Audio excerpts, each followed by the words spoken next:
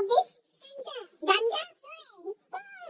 Kiss for গাঞ্জা। আর আমরা এখন গাঞ্জা রস খাচ্ছি।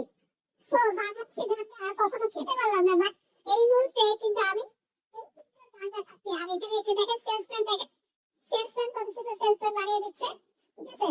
How much this? 6, only 6. Okay, তো 6 টাকায় গাঞ্জা রস খাচ্ছি। গাঞ্জা খেলে কেমন লাগে? Okay, I can try. বলো যে চাইনিজ গাঞ্জা কেমন?